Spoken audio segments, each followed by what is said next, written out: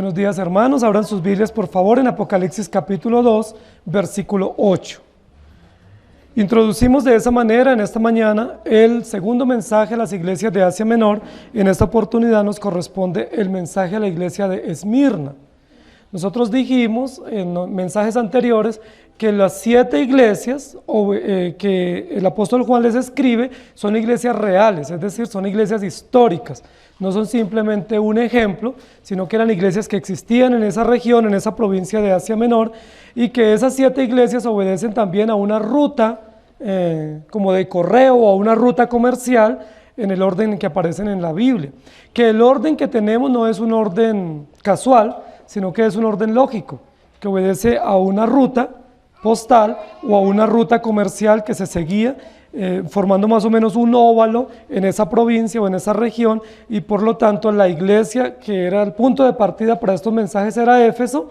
Ya estudiamos 3 domingos en la iglesia de Éfeso, una iglesia que tenía un corazón un poco apocado con relación a su fervor o a su entusiasmo por el evangelio, y en esta oportunidad nos corresponde la segunda iglesia en su orden, que es la ciudad de Esmirna.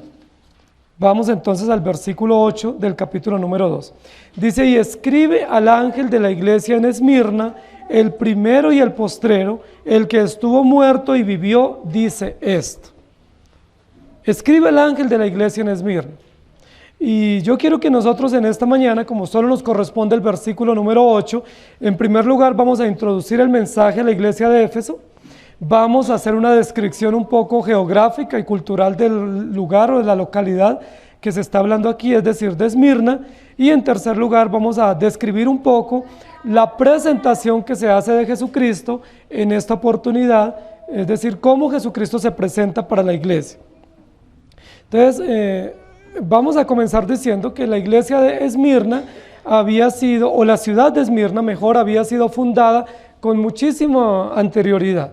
Se cree que esta ciudad era una de las ciudades más antiguas de Asia Menor y fundada aproximadamente 1000 años antes de Jesucristo. Era una ciudad muy antigua, había sido fundada por los emperadores, fue una ciudad bien interesante y había sido invadida aproximadamente en el año 600 antes de Jesucristo. Fue invadida y fue destruida totalmente.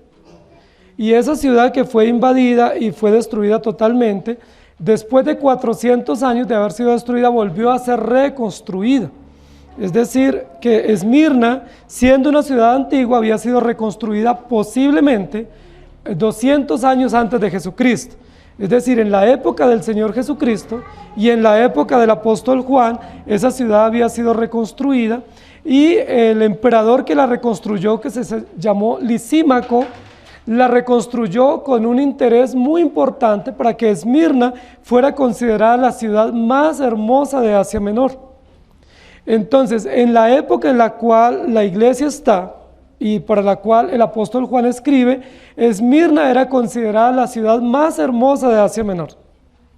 Era una ciudad tan extraordinariamente hermosa, con unos edificios muy bien diseñados y con muchos templos dedicados al emperador. Entonces yo quiero que nosotros recordemos varias cosas. Una, que Esmirna era una ciudad antigua. Segundo, que había sido destruida y había sido vuelta a reconstruir. Tercero, que Esmirna era considerada una de las ciudades más hermosas. Y en cuarto lugar, que tenía muchísimos edificios modernos y muchísimos edificios con una arquitectura muy bien elaborada, y tenía muchísimos templos. Esmirna era llamada en la época de Juan la ciudad de los templos y la ciudad de los edificios. Se cree que para esa época tendría más o menos unos 200,000 habitantes, lo que constituía a Esmirna una de las ciudades más pobladas de Asia Menor en ese momento. Porque para esa época tener 200,000 habitantes era una ciudad muy grande y muy importante. Tenía varios templos. El primer templo que se construyó fue 195 años antes de Jesucristo, y ese templo se dedicó a la diosa Diana.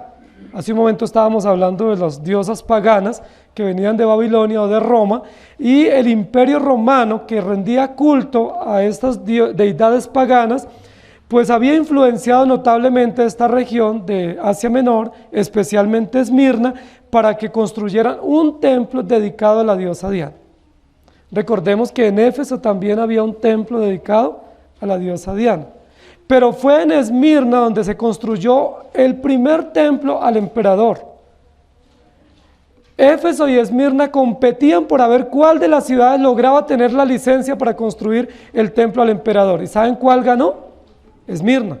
Esmirna ganó la licencia de tener el templo al emperador y de rendir culto al emperador, cosa que para ellos era honorífico, ¿sí? Era un gran privilegio tener no solo el templo a la diosa Diana, sino tener el templo al emperador, y sucesivamente construyeron templos dedicados a Zeus, a Cibeles, a muchísimos emperadores, a Tiberio y a todos los que venían.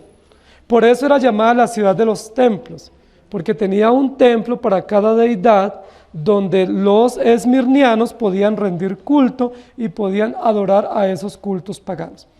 Es decir, Esmirna era una ciudad aliada de Roma, porque en Roma era que se tenían todos estos cultos a las deidades paganas o las deidades falsas, pero Esmirna había logrado tener licencia y oportunidad por el dinero que corría allí para poder construir templo a estas divinidades. Esmirna, entonces, estamos hablando de una ciudad muy importante en términos políticos.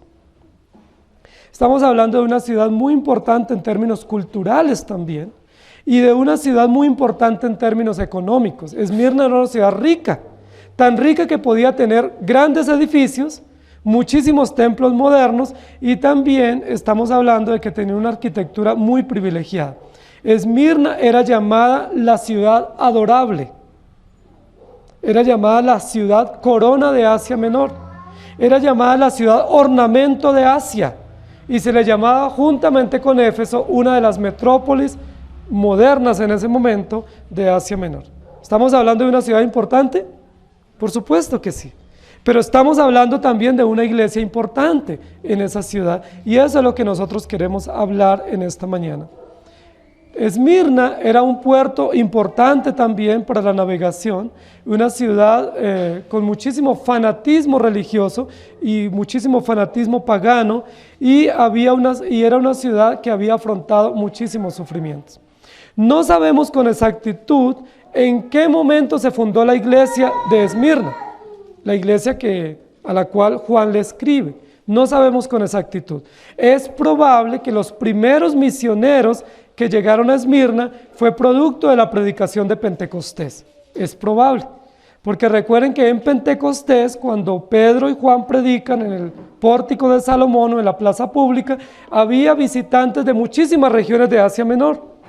Es probable que en esa predicación multitudinaria y en ese gran resultado que hubo en la primera predicación de 3,000 conversos, y luego en la segunda predicación en Pentecostés con 5,000 conversos, es muy probable que algunos de ellos eran de Asia Menor y de Esmirna y llevaron la semilla del Evangelio. Esa es una posibilidad.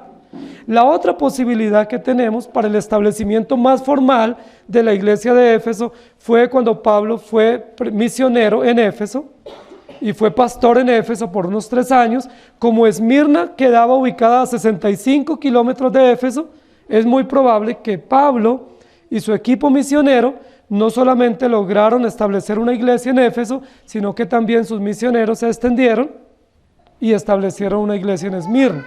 Esas son las dos posibilidades para el establecimiento de la iglesia. Lo que sí tenemos seguro es que en Esmirna había una iglesia que fue establecida con buenos fundamentos y que para esta oportunidad, al final del primer siglo, pues Dios por su Espíritu Santo capacita al apóstol Juan para enviarles un mensaje específico o directo a ellos para presentarles el Evangelio y para mostrar lo que el Señor quería hacer. Esmirna es una ciudad no solamente importante por su cultura, por su riqueza, por su importancia comercial y turística y también por su arquitectura, sino que Esmirna es la única ciudad de Asia Menor que más tuvo que afrontar sitios, masacres, terremotos, plagas e incendios. Fue la ciudad de Asia Menor que tuvo que afrontar todas esas realidades de sufrimiento. Posiblemente eso se debe también a su nombre. Esmirna significa amargura, o significa algo amargo, y viene de una raíz que nosotros ya lo vimos representados en esta mañana, que significa mirra. Mirra significa amargura, o significa sufrimiento, o significa dolor.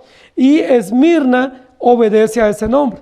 Se dice que a los alrededores de Esmirna, de la ciudad, habían unas arboledas o unos montáculos o montañas pequeñas, y que de esos montes o de esas arboledas se sacaba una resina o un ungüento, que de ahí se sacó luego la mirra. Sí, de esa resina cauchosa de esos árboles se sacó la mirra, y la mirra pues es muy importante en la historia bíblica, no solamente en el Nuevo Testamento, sino en la Antigüedad.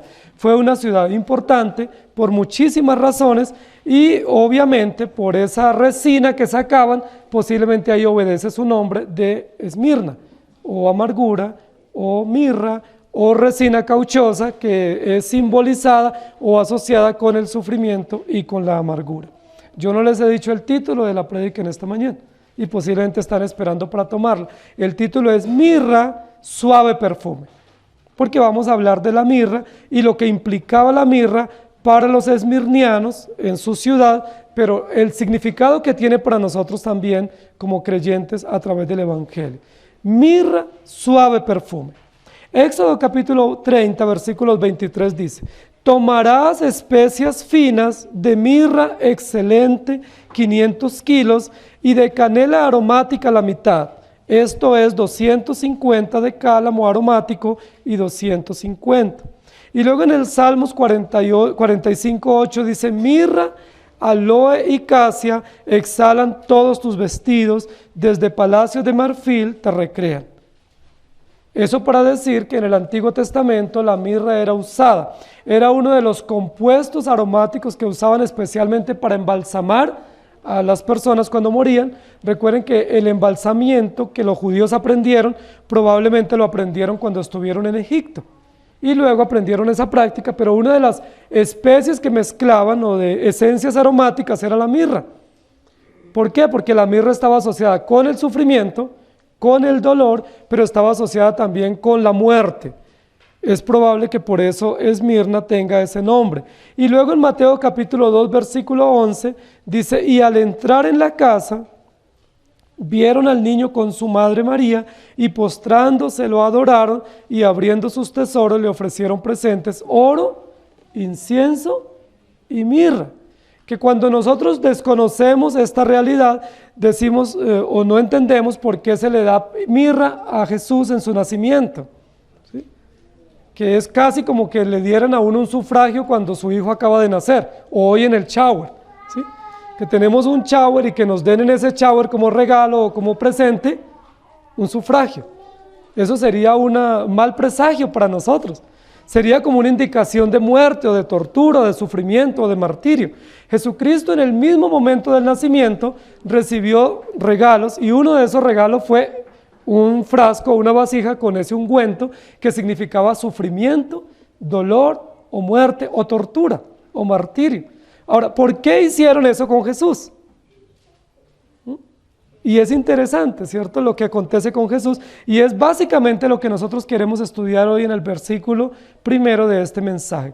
Y escribe al ángel de la iglesia en Esmirna, el primero y el postrero, el que estuvo muerto y vivió, dice esto. La presentación que nosotros tenemos en este versículo con relación a Jesucristo es una presentación supremamente importante. Escribe el ángel de la iglesia en Esmirna. Recordemos que uno de los encabezados comunes que van a tener todos los mensajes es que el que recibe o recepciona primero el mensaje es el pastor de la iglesia local. No sabemos quién era el pastor de la iglesia local en este momento en Esmirna. Lo que sí sabemos es que en Esmirna pues hubo muchos pastores muy importantes posteriores a esta carta que recibieron, ¿sí? Hubo muchísimos pastores importantes, reconocidos, pero la mayoría de los pastores que hubo en Esmirna fueron torturados. La historia nos cuenta que fueron masacrados, que fueron torturados, y que realmente la iglesia de Esmirna pasó por gran persecución. Es probable que a eso se deba el encabezado que se presenta aquí, donde presenta a Cristo diciendo que Él enfrentó la muerte, enfrentó el dolor y nos muestra la realidad del sufrimiento. Uno de los grandes hombres de la historia contemporánea de esta era, que fue muerto en Esmirna, fue uno de los llamados padres de la iglesia, Policarpo. Policarpo de Esmirna, que es uno de la patrística que nosotros aceptamos como hombres importantes, fue martirizado en Esmirna. La historia dice que él fue pastor de la iglesia de Esmirna, que fue un anciano muy importante, que fue un santo hombre de Dios, dedicado a la obra de Dios, dedicado por completo a la obra del Señor en Esmirna, probablemente uno de los que más desarrolló la iglesia de Esmirna, pero que fue condenado a la hoguera por los emperadores de turno. Cuando él fue condenado a la hoguera, le dieron una oportunidad de retractarse. Y en esa oportunidad de retractarse le dijeron, si usted niega a Jesucristo, pues no lo vamos a mandar a la hoguera. Pero si usted persiste en profesar y proclamar a Jesucristo, vamos a tener que echarlo a la hoguera. Y posiblemente algunos de ustedes recuerdan lo que respondió Policarpo en esa oportunidad. Él respondió, por 86 años he servido a mi Señor y nunca me ha hecho ningún mal. ¿Cómo lo voy a negar? ¿O cómo voy a negar a aquel que me salvó y que murió por mí? Y dicho esas palabras, procedieron a encender la pila, la hoguera, y a darle muerte en la plaza pública. Fue torturado Policarpo, fue quemado, incinerado en la plaza pública a vista de toda la ciudad y de la iglesia, porque él decidió valerosamente, por la gracia de Dios, no retractarse de su creencia y de su ministerio en Jesucristo. Policarpo, juntamente a Ireneo, a Apionio y a muchos más, fueron muertos. De hecho, se cree que Policarpo fue el 12º mártir de la iglesia en Esmirna. Es decir, ¿cuál fue el común denominador de la iglesia en Esmirna? La persecución, la tortura, el martirio, pero todos estos que fueron torturados se mantuvieron fieles hasta el final y ninguno de ellos se retractó ni negó al Señor Jesucristo. Es muy probable que la iglesia también cosechó de ese nombre que la ciudad tenía, que era una ciudad de sufrimiento, una ciudad de persecución, una ciudad de tortura, pero otro común denominador que tuvo la iglesia y que tenía la ciudad, por lo cual era muy conocida, era por su fidelidad. No importaba las torturas, se mantenían fieles hasta el final, y Policarpo es un ejemplo extraordinario. ¿Quiénes fueron los emperadores que más persiguieron a los creyentes en Esmirna? Uno de ellos fue Nerón. Nerón fue uno de los que encabezó la lista de martirio y de persecución a los creyentes en Esmirna. Otro de los emperadores fue Domiciano, otro fue Máximo, otro Marco Aurelio y así sucesivamente. La iglesia de Esmirna fue perseguida altamente por los emperadores, pero ¿saben quiénes fueron los que mayor persecución y mayor dolor causaron a la iglesia de Esmirna? ¿Que no fueron los emperadores? Fueron los mismos judíos. Y ahí en el texto está, en el versículo número 9, que va a ser desarrollado la próxima semana. Los mismos judíos fueron los que causaron amargura y dolor a los cristianos en Esmirna. Inclusive se cree que algunos de los judíos entregaban a los creyentes de Esmirna a los emperadores para ser torturados, de los que se esperaría que debieran apoyar la iglesia en Esmirna. Cristo para la iglesia de Esmirna se nos presenta como un ejemplo, y como un ejemplo de sufrimiento, como un ejemplo de firmeza y como un ejemplo de fidelidad. Era una iglesia o era una ciudad moderna, apegada al dinero, apegada al culto imperial, una ciudad humanista, pero una ciudad olvidada de Dios. Y los pocos creyentes que había en Esmirna tuvieron que padecer gran persecución. Queridos hermanos, nosotros hoy en día vivimos en grandes ciudades. Nosotros tenemos ese privilegio. Pero junto a una gran ciudad desarrollada y una gran ciudad con buenas avenidas y con infraestructura y con mucha tecnología, ¿qué hay? Persecución para el pueblo de Dios. Nosotros recientemente pasamos una jornada electoral Y si nos dimos cuenta y evaluamos las propuestas de la mayoría de los candidatos, las propuestas estaban enfocadas en infraestructura, en vías, en seguridad, en desarrollar tecnología, educación virtual y muchas otras cosas que posiblemente la ciudad necesita.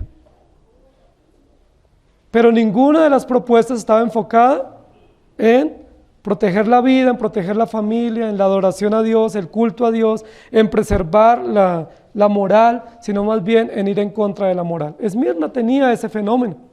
Era la ciudad más deseada para visitar en Asia Menor. Pero junto a ese turismo y a ese comercio importante que había en la ciudad, había gran persecución, había gran dolor. Una ciudad que se cree que tenía un diseño perfecto en cuanto a sus calles. Fue una ciudad diseñada, una ciudad planificada, con unas calles perfectas en su arquitectura, las cúpulas de los edificios eran supremamente llamativas. Se dice que las cúpulas de los edificios y de los templos eran como una corona, y por eso así se le llamaba a la ciudad la corona de Asia. Pero junto a esa arquitectura tan moderna y junto a ese desarrollo económico tan importante, era una ciudad alejada de Dios y una ciudad que perseguía a los cristianos. Ahora, eso es un contraste interesante, porque una ciudad moderna se cree que la modernidad tendría que ir unida a la moral y a la preservación de la vida, pero resulta que la modernidad se mide en términos de infraestructura y de tecnología, pero no en términos de moral, y eso sucede exactamente hoy en día. Solo observemos las grandes ciudades, o las ciudades con los edificios más inteligentes y con la mayor tecnología. Son ciudades inmorales, ciudades perversas y ciudades donde no hay esperanza, al menos que el Señor obre a través de una iglesia. Esmirna era una ciudad así, era una ciudad apegada al dinero, muy materialista, pero alejada de Dios. Era una ciudad apegada al culto imperial, pero alejada de la verdad. Era una ciudad apegada fielmente a Roma y a todas las directrices que Roma les dictaba, pero ellos alejados, persiguiendo a la misma iglesia de Jesucristo. ¿Saben qué hicieron los judíos que eran tan cuidadosos de la ley? Los judíos apegados a la ley, ¿saben qué hicieron para poder apresar a Policarpo? Dice la historia que violaron el sábado, cosa que para un judío era terrible, pero que ellos mismos abiertamente violaron el sábado y el sábado recogieron la leña para prender la hoguera para Policarpo. Los mismos judíos, porque ellos se habían levantado en contra. Uno de los nombres que recibió la ciudad y la iglesia de Esmirna fue iglesia perseguida, a causa de todo el dolor que se le causó. Hechos capítulo 19, versículo 10 dice: así continuó por espacio de 2 años, de manera que todos los que habitaban en Asia, judíos y griegos, oyeron la palabra del Señor Jesús. Y luego en Marcos capítulo 10, 25, dice: más fácil es pasar un camello por el ojo de una aguja que entrar un rico en el reino de los cielos. Los de Esmirna eran considerados ricos. Era una ciudad opulenta, de gente rica y de gente con muchísima oportunidad de desarrollo y de bienestar. El título de nuestra prédica es Mirra, suave perfume. Aunque la mirra está asociada con sufrimiento, con dolor, con muerte y con persecución, para el caso del texto que nosotros estamos estudiando, está asociada directamente con Jesucristo.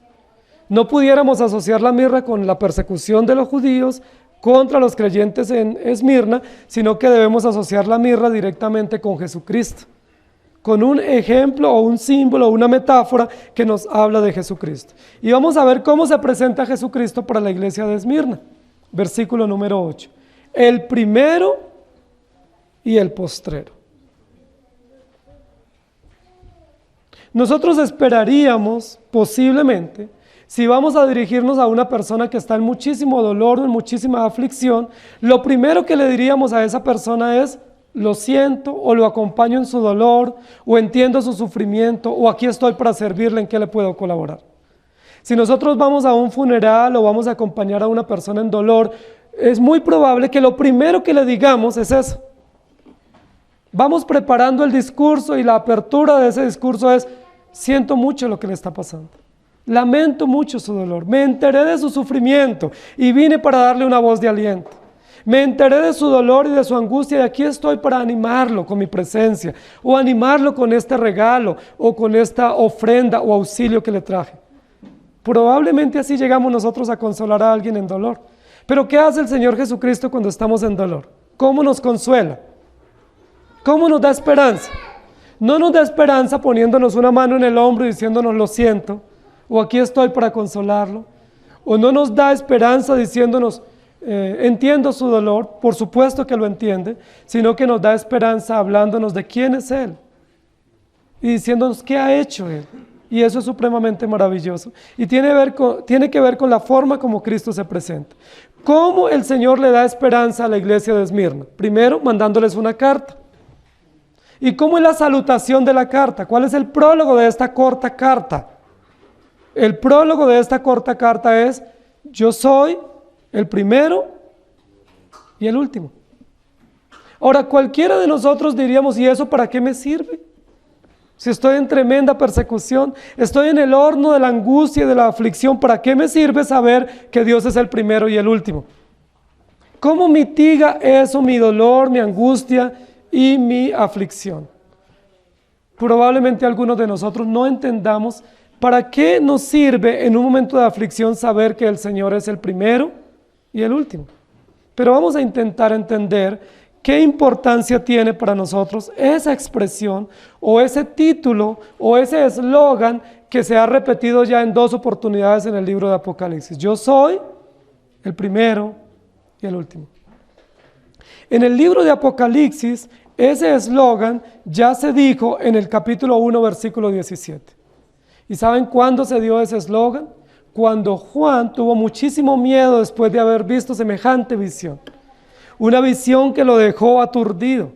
La terrible voz que escuchó y todo lo que él vio en ese ejemplo gráfico y lleno de colorido, quedó lleno de miedo y se postró a tierra.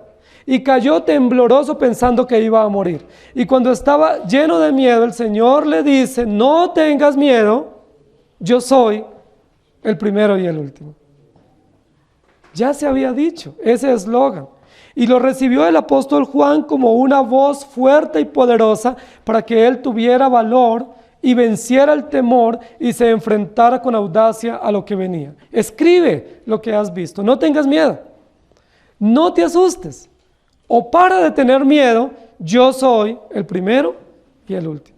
Ahora, ¿qué significa que el Señor es el primero y el último? Primero significa que Él es soberano, que Él tiene control absoluto sobre la historia, sobre las circunstancias y sobre todo lo que nosotros pudiéramos ver o entender, que Él está en pleno control de todas las circunstancias. Y cuando entendemos que Dios es soberano y que controla todas las cosas, los reinos y las circunstancias, podemos entender cómo esa frase o ese título tiene significado para los hermanos en Esmirna. Porque los hermanos en Esmirna, al recibir la carta, reciben como prólogo que el Señor Jesús tiene control soberano sobre todas las cosas. Es decir, ustedes están sufriendo, están siendo torturados, están siendo perseguidos injustamente por los emperadores y también por los judíos, pero yo soy el primero y el último. Es decir, yo conozco todo, tengo control suficiente y soberano de todas las circunstancias y tengo el poder para guardarlos y preservarlos. Esa frase también es una frase supremamente importante en la Escritura. Yo soy el primero y el último, porque no solo nos muestra la soberanía de Dios o su control absoluto, sino que nos muestra también un título con el cual Dios se identifica para Israel. Es decir, para todo judío ortodoxo, para todo judío conocedor de la ley, era muy importante esa expresión, porque decirle yo soy el primero y el último era decirle yo soy su Dios. Yo soy el que los guío y los dirijo y los pastoreo y yo soy el que tengo cuidado de ustedes. Es decir, esa era una frase directamente relacionada con el pacto. Y a nosotros nos gusta mucho la doctrina del pacto. Eso es una frase relacionada con el Dios del pacto. Es decir, aquel que determinó salvar a su pueblo, está con su pueblo, cuida a su pueblo y lo preserva hasta el final, no importa la circunstancia. Yo soy el primero y el último. Es una referencia al Dios de Israel. Es una referencia al Dios del pacto y es una referencia al cuidado fiel y providencial que el Señor tiene sobre todas las cosas. Yo soy el primero y el último. También es una expresión que tiene relación con la historia. Es decir, yo tengo cuidado de toda la historia y de todos los detalles de la historia. ¿Habrá algo que estuviera sucediendo en Esmirna que Dios no conociera? ¿Habrá algún dolor o realidad o sentimiento profundo que alguno de los creyentes en Esmirna o el pastor en Esmirna estuviera pasando que Dios no conociera? La expresión yo soy el primero y el último demuestra también conocimiento pleno de todos los sentimientos, realidades y circunstancias que los creyentes estaban pasando. Con muchísima frecuencia nosotros decimos, es que esto que yo estoy sintiendo, nadie lo sabe y nadie lo entiende. Con frecuencia nosotros decimos, este sentimiento o esta frustración o este dolor que yo tengo, es que nadie lo comprende. Lo hemos dicho muchas veces.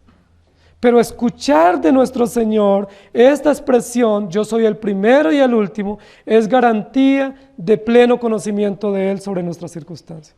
Es probable que nadie entienda mi dolor.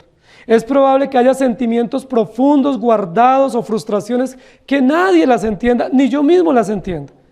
Pero el Señor dice, yo soy el primero y el último. Tradúzcase, yo conozco todo lo que te pasa, entiendo todo lo que pasas y sientes y aún lo que no puedes expresar, lo entiendo, tengo pleno control, tengo pleno orden, tengo pleno registro de todos los hechos históricos. Esa expresión, yo soy el primero y el último, que fue dirigida en el capítulo 1 para el apóstol Juan, para levantarlo de su miedo y de su temor paralizante, ahora se expresa para una iglesia perseguida. Dirigido de manera directa para el pastor, pero luego para ser leída públicamente esta carta. Probablemente, y esto es una suposición, esta carta debía ser leída en el día del Señor en el culto público como un acto de adoración y como un acto de proclamación del mensaje de Dios para su iglesia. Y lo primero que iban a escuchar los hermanos en Esmirna, al abrirse el culto y al abrirse la carta y comenzar a darse lectura por parte del pastor de la iglesia, es yo soy el primero y el último. Queridos hermanos, es una verdad extraordinaria saber que Dios tiene pleno control de toda la historia humana y de nuestra historia, que tiene pleno control de todas las circunstancias, que tiene pleno control y conocimiento de la historia, que Él está antes, durante y después, que todo con perfección y plenitud lo conoce y que la iglesia puede descansar tranquila en sus brazos. Por eso mirra en este contexto no es un sabor a amargura y a sufrimiento, sino es un sabor a un suave perfume o una fragancia agradable a los oídos y al olfato de los hermanos en Esmirna. Ellos están afrontando la amargura del sufrimiento, la mirra del sufrimiento, pero al escuchar de Dios este mensaje ya no van a recibir la mirra del sufrimiento, sino la mirra grata y perfumosa y la fragancia agradable del Señor Jesucristo, que es el primero y el último y que conoce todas las cosas, soberano sobre la vida, soberano sobre la historia y soberano sobre todas las circunstancias. La iglesia de Esmirna estaba sufriendo.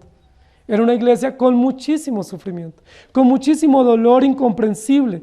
Era una iglesia con suficiente y terribles persecuciones de todos los ángulos. Ellos tenían que cuidarse de todo mundo porque todo mundo les agredía y les quería torturar y destruir. Pero el Señor nos repite básicamente la misma expresión que le dijo a Juan cuando cayó postrado en el capítulo 1. Deja de tener miedo. El mensaje para la iglesia de Esmirna es un mensaje agradable, aromático, lleno de fragancia para darles valor y confianza en medio de la persecución. Ahora yo les pregunto, si nosotros tenemos persecuciones, ¿no es natural en nuestra propia condición de tener miedo? ¿De querer salir corriendo? ¿De abandonar todo? ¿O de buscar defendernos por nuestros propios medios? Por supuesto que sí. Juan lo hizo, cayó paralizado, lleno de miedo. Y muchísimos hombres de Dios en la Escritura y pueblos enteros fueron presa del temor y de la angustia. La iglesia de Esmirna, con semejante horno de persecución, estaba llena de miedo. El mensaje fue dado para que ellos no tuvieran miedo. Y la primer premisa que se presenta aquí para consolar a la iglesia es: yo soy el primero y el último. ¿Saben, queridos hermanos? Cuando ustedes pasen por aflicción, recuerden este texto bíblico.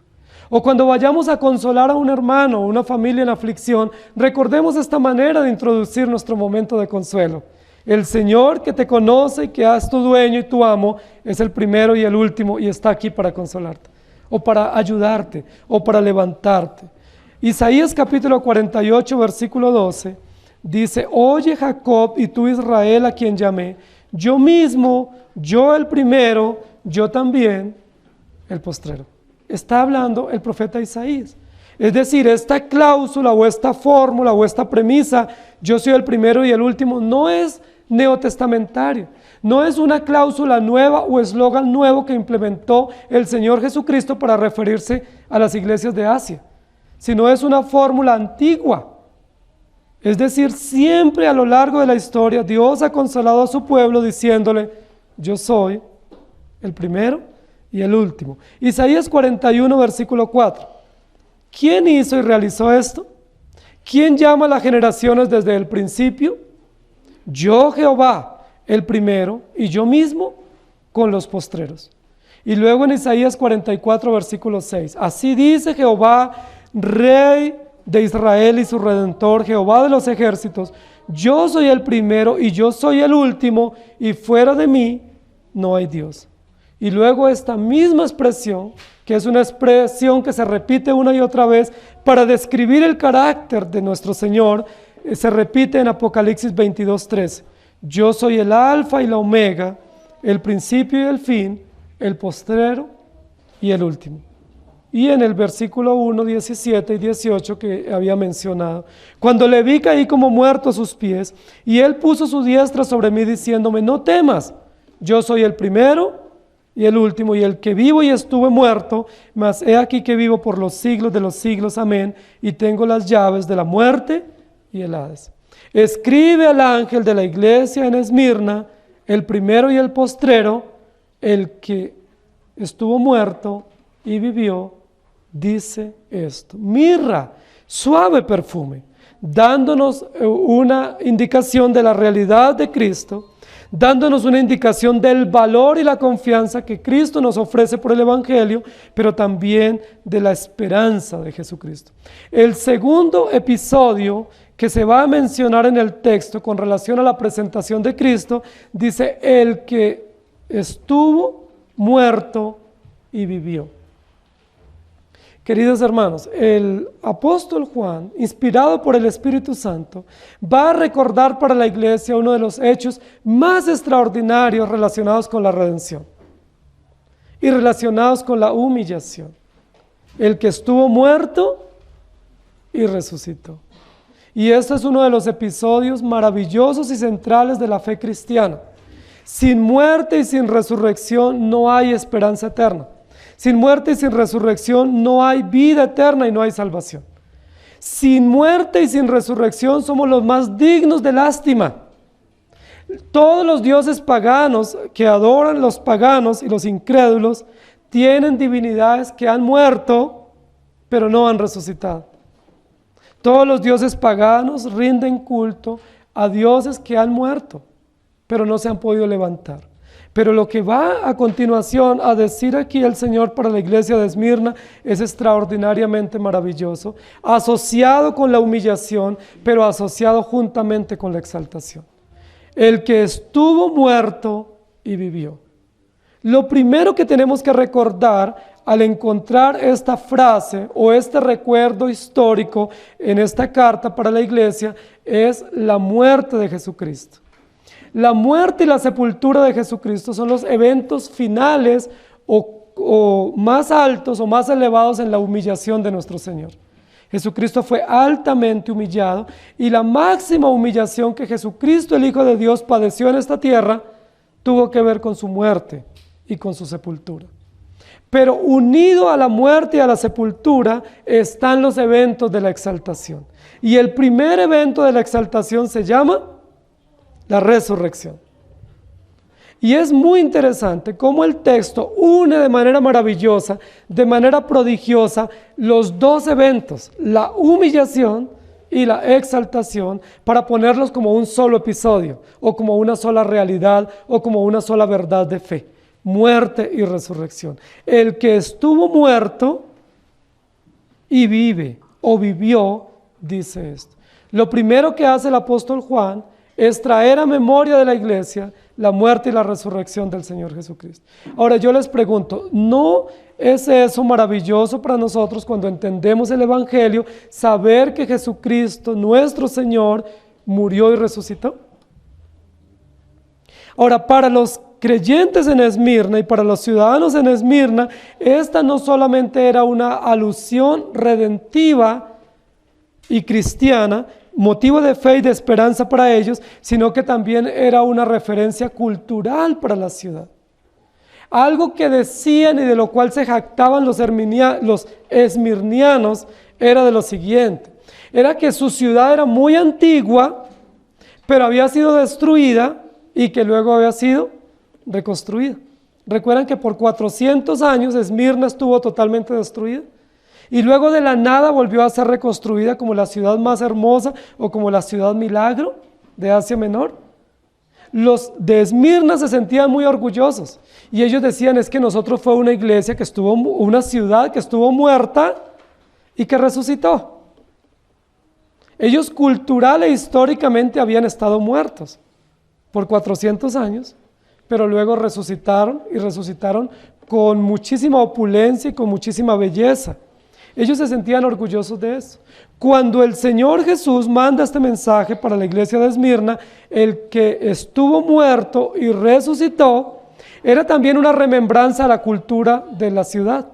Era un recuerdo para que ellos pudieran ver que así como ellos fueron totalmente destruidos y luego reconstruidos con toda esa exaltación o belleza arquitectónica y cultural, de igual manera el Señor se presenta. Recordemos que las presentaciones que el Señor Jesús hace para cada mensaje tienen una relevancia importante a nivel cultural, pero también a nivel bíblico, a nivel teológico. En este caso, el valor que tiene acá es que el Señor estuvo muerto y resucitó.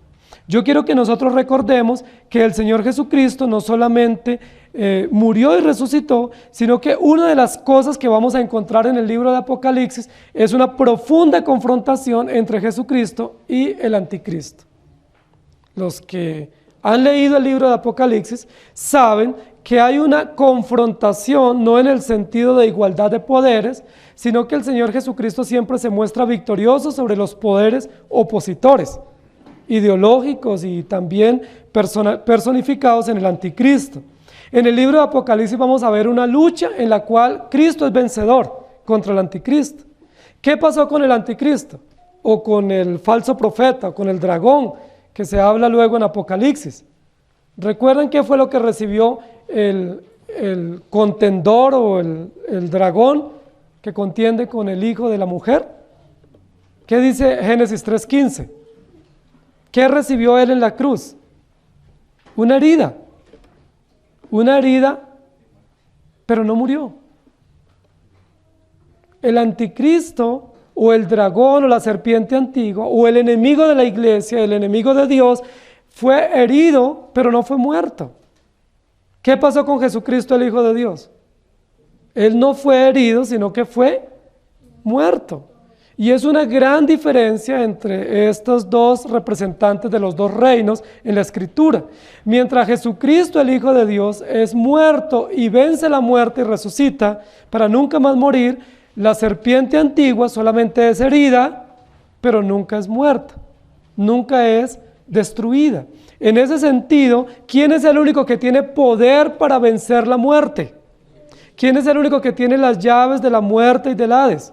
¿Quién es el único que tiene poder para resucitar? ¿Quién es las primicias de la resurrección? Jesucristo, no hay otro. Entonces, ¿quién es el único que puede dar esperanza a la iglesia? Jesucristo. La iglesia estaba siendo perseguida, muchos estaban muertos. No hay esperanza para una iglesia frente a la recuperación de aquellos mártires. ¡Cuánto dolor! Creyentes fieles, temerosos de Dios, martirizados en la iglesia. Algunos martirizados en la plaza pública a vista de los creyentes. ¿Cuánto dolor trae eso para los creyentes? Ver que a su pastor, a sus líderes los torturan, los desmembran, los meten a la hoguera y que no hay ninguna piedad para con ellos.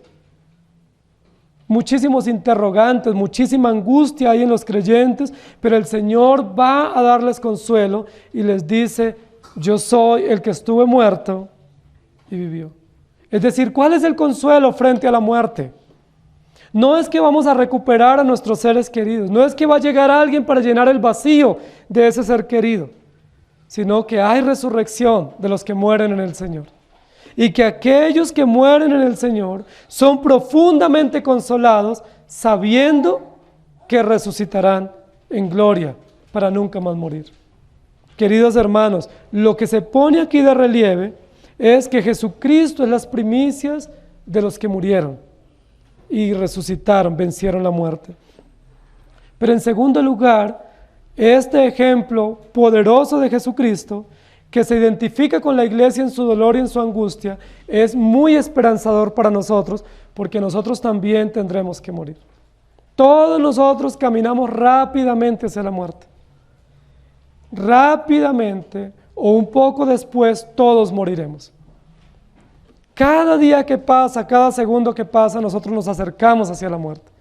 Nos aproximamos hacia la muerte. Es probable que algunos de nosotros no tengamos que morir torturados. Probablemente otros sí.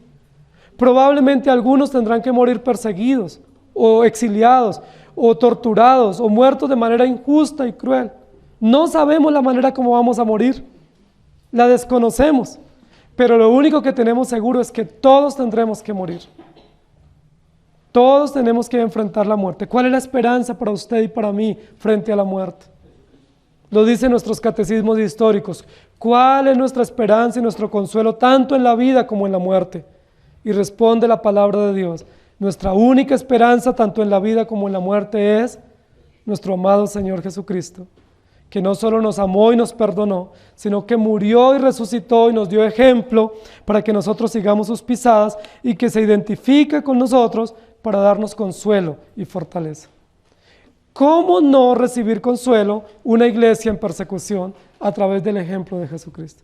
Primero, Jesús se presenta como el primero y el último, es decir, el que todo lo conoce, el que todo lo gobierna y lo controla, pero en segundo lugar se presenta como el que padeció el dolor y la amargura de la muerte y el trato injusto, como el que recibió la mirra del sufrimiento, como el que recibió aún en el momento de nacer ese anuncio anticipado de dolor despiadado y de sufrimiento cruel, como el que en el momento de morir, recordemos que uno de sus discípulos, Nicodemo, pide el cuerpo del Señor y junto con José de Arimatea lo embalsaman antes de llevarlo a la sepultura, anunciando con este acto el sufrimiento de Jesucristo y las profecías que se habían previsto.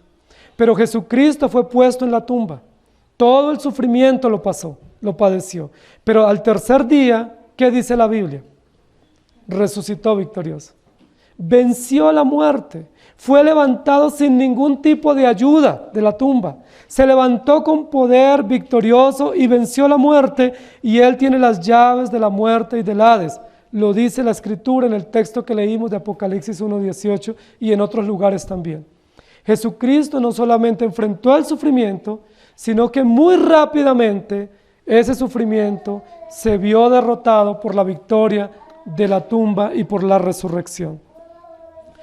¿Qué significa eso para la iglesia de Esmirna? La iglesia de Esmirna estaba afrontando sufrimiento. ¿Cómo Jesús se identifica con el sufrimiento de ellos? Diciéndoles: yo también estuve muerto. Yo también padecí el sufrimiento. Yo me puedo identificar total y claramente con lo que ustedes padecen. Pero ¿cómo les da esperanza a ellos? Pero yo estoy vivo. Y es interesante cómo la frase se presenta en nuestras traducciones. Dice, el que estuvo muerto y vivió.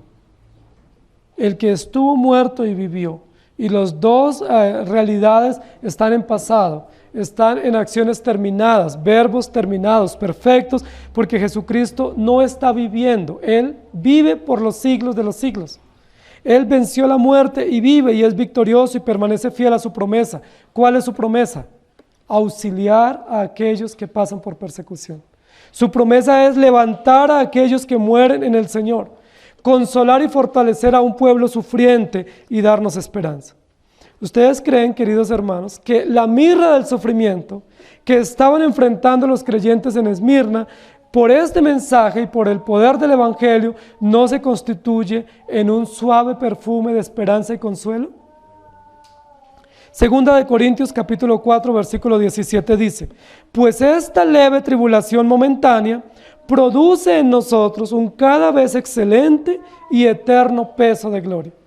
Y luego en Mateo capítulo 5 versículos 10 al 12 dice, bienaventurados los que padecen persecución por causa de la justicia, porque de ellos es el reino de los cielos. Bienaventurados seréis cuando por mi causa os insulten, os persigan y digan toda clase de mal contra vosotros mintiendo.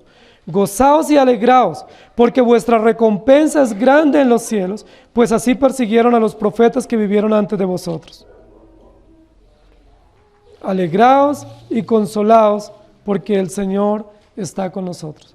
Mirra, suave perfume, del dolor de la amargura a la fragancia de la esperanza de la resurrección, a la fragancia del consuelo de que el Señor se pone como ejemplo de que Él está con nosotros, de que si Él murió y resucitó y tuvo la gracia de Dios para enfrentar esas realidades, nosotros también tendremos la gracia de Dios para vencer toda oposición o para enfrentar el sufrimiento y para levantarnos victoriosos. ¿Tienen sufrimientos, hermanos, a causa de la justicia? ¿Padecen persecución? Los creyentes a lo largo del mundo han enfrentado persecuciones, pero el Señor les ha sostenido porque Él es victorioso. Este mensaje de la iglesia de Esmirna nos sensibiliza con relación al sufrimiento, pero también nos sensibiliza con relación a la obra de Cristo para darnos esperanza. Lo más importante en esta presentación no es el sufrimiento de los creyentes, lo más importante es lo que Jesucristo ha hecho y lo que Él aplica para nosotros para darnos esperanza. Una iglesia calumniada, una iglesia perseguida, una iglesia enfrentando muerte, una iglesia con muchísima oposición, pero una iglesia fiel. ¿Por qué esa iglesia se mantuvo fiel? Porque el Señor es fiel y Dios, que es fiel y gobierna la iglesia, sustenta a los creyentes. Una iglesia que en medio del sufrimiento mantiene y promueve la belleza del Evangelio y la belleza de la gracia de Dios. Una iglesia que en medio de las derrotas naturales por la persecución de los judíos y del imperio o de los emperadores es victoriosa. La razón de la victoria de la iglesia no es su membresía numerosa ni su paz y su tranquilidad. La razón de la victoria de la iglesia es Jesucristo, que murió y resucitó y que es suave perfume a los que se salvan. Inclinen su rostro, por favor. Amado Señor, gracias por tu palabra, porque tu palabra no solamente nos muestra la realidad de vida que nosotros enfrentamos o que pasamos o que otros han vivido. Tu palabra es poderosa en mostrarnos quién eres tú y qué haces tú. Gracias, Señor, por ayudarnos a comprender este mensaje y por ayudarnos a entender que esta iglesia recibe de parte tuya aliento y consuelo, esperanza y valor a través del ejemplo de quién eres tú y qué has hecho por tu pueblo. Gracias porque tú eres el primero y el último. Tú tienes control soberano de toda la historia de la humanidad y de la historia de la iglesia y la historia individual de cada uno de nosotros. Y te damos gracias, porque ese control soberano no es como espectador, sino como un Dios activo, cuidadoso, sustentador, providencial para tu pueblo. Pero gracias porque tú no solamente eres cuidador soberano y gobernador soberano, sino que eres redentor de tu pueblo. Moriste, resucitaste para darnos el perdón de nuestros pecados. Moriste y resucitaste para darnos esperanza eterna, pero moriste y resucitaste también para darnos consuelo en las aflicciones temporales que afrontamos. Gracias por Jesucristo nuestro Señor.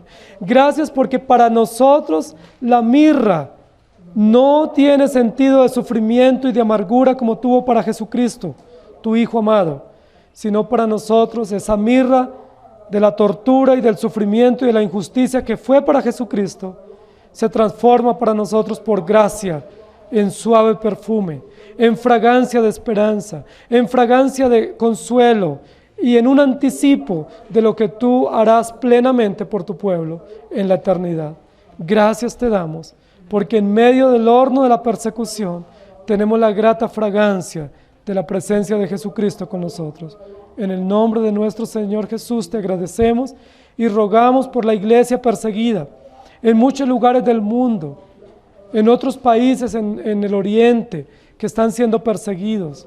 Señor, y suplicamos también por algunos lugares en América Latina donde hay persecución para la iglesia y también en nuestra nación.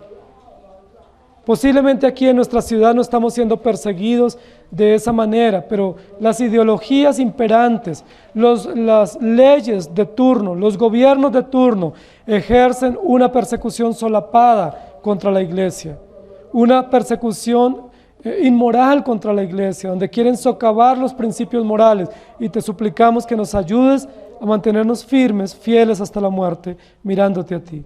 Te damos gracias por tu palabra y por Cristo nuestro Señor. Amén. Que el Señor les bendiga, hermanos.